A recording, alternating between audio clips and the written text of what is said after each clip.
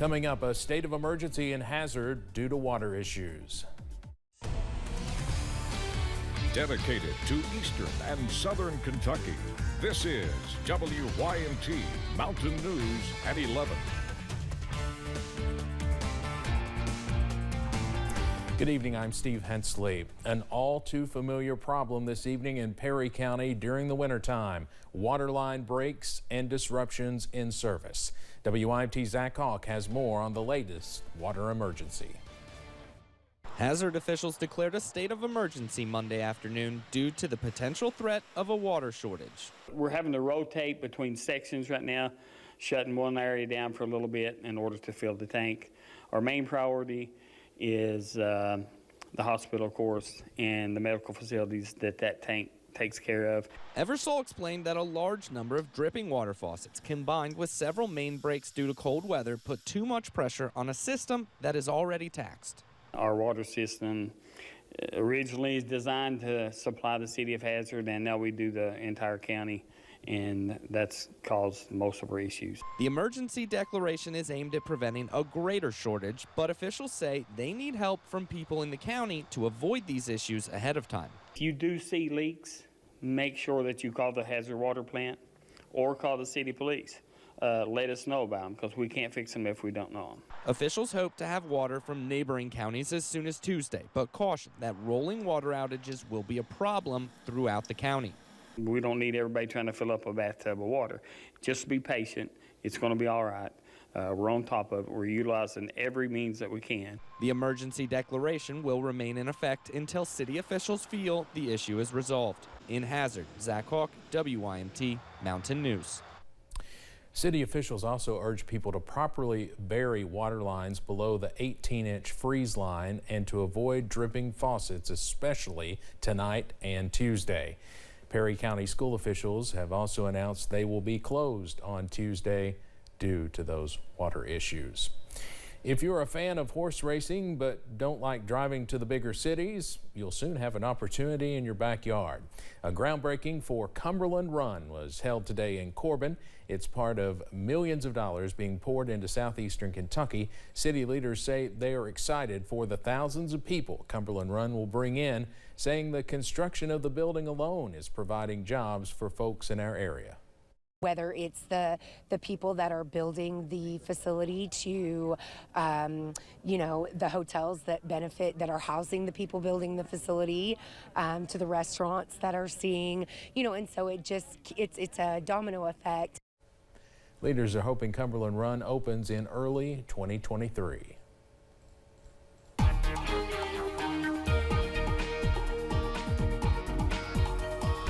Well, not a bad day for a groundbreaking around the region. It was a rather warm one, at least compared to where we have been. It was about where we should be for this time of year, but it felt a whole lot better than that. Outside right now, though, winter's chill, never far away.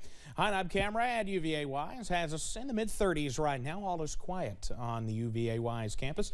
At this hour, I-64 at Moorhead, just one singular car on the road, at least in this view. Still a little bit of that snowfall there on the grassy surfaces, only though on one side. That was the cooler side earlier today. Satellite and radar keeping us on the quiet side as we head through the nighttime hours. It's a chilly one out there, though. Seeing temperatures at the moment getting down into the 30s in many spots. Now we're going to continue to see temperatures drop into the mid-20s as we head into the overnight under partly cloudy skies. I'll have the latest on when we could see some more active weather returning to the forecast in just a minute. Steve? Evan, thank you. In Pulaski County, the sheriff's office is asking for the public's help in finding a stolen truck. They say it was stolen from McGowan Excavating off West Highway 80. It's a white 2002 Chevy Silverado with a utility bed and says "We dig it" on the side. They say it also has a caution light on top and should be identifiable. If you know anything, you're asked to call the Pulaski County Sheriff's Office at 606-678-5145. As National Human Trafficking Prevention Month comes to an end, survivors can look to new resources in southeastern Kentucky. A $600,000 federal grant will be used by a specialized unit within the Attorney General's office. The money will build a network of safe housing options that serve unique needs. As final details of the plan are handled, a partner organization, Refuge for Women, is taking referrals for an existing facility. We also have kind of an a la carte outpatient model. So individuals who have families or individuals who are not women can also participate in this housing program. Officials anticipate servicing 34 people per year from Bell, Clay, Harlan, Jackson, Knox, Laurel, Rockcastle, or Whitley counties.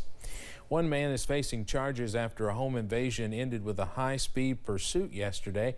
Louisa Chief of Police Greg Fugit says his department received a call from Paintsville Police to be on the lookout for a stolen car.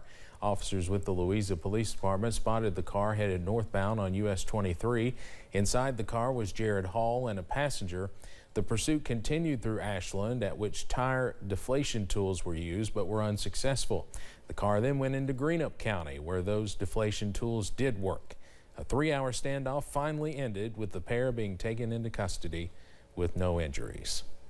In his news conference earlier today, Governor Beshear said he is seeing a decline in the state's positivity rate and number of new COVID cases, but the numbers are still high in parts of eastern Kentucky. In fact, Appalachian Regional Healthcare reported 200 COVID patients in its 14 hospitals today. That's the highest number since the Delta surge. The medical director at Primary Care Centers of eastern Kentucky and Hazard says he's also not seen a peak around here. In order to catch up with the rest of the state, Dr. Jones says we must continue practicing as many COVID-19 safety measures as we can. Yeah, this is like it's a whole new animal compared to Delta. So a lot more cases. We see a lot that have milder symptoms, but that are positive, and so sometimes people blow that off. But a lot of people here are testing and doing the right thing. Dr. Jones still encourages everyone to get vaccinated and boosted. There may soon be a new tool in the battle against the COVID-19 pandemic. Novavax has formally requested the Food and Drug Administration to give emergency use authorization for its vaccine in the United States.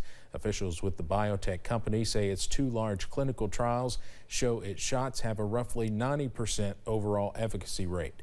It uses a more traditional vaccine profile than the Pfizer or Moderna shots, which use mRNA technology.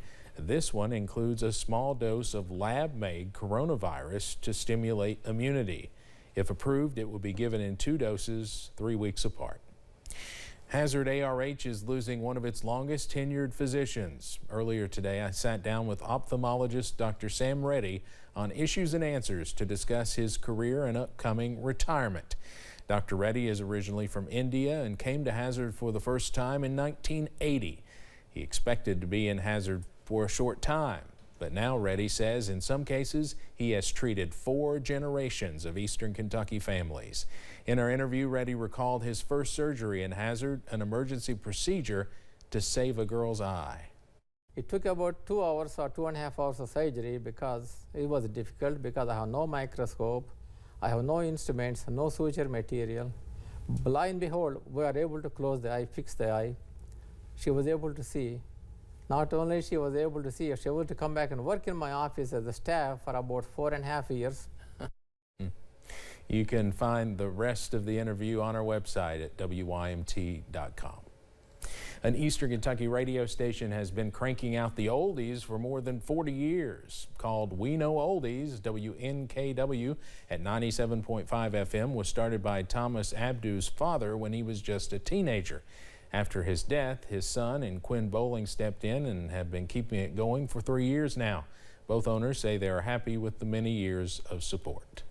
I've had kids that are like 8 years old come up to me and say, we love, you know, because my dad's voice is still on the radio for a number of promos and telling the time, and these kids know his promo. they can sound it off, and they like the music as well. Abdu says they hope to keep the station going for another 40 years.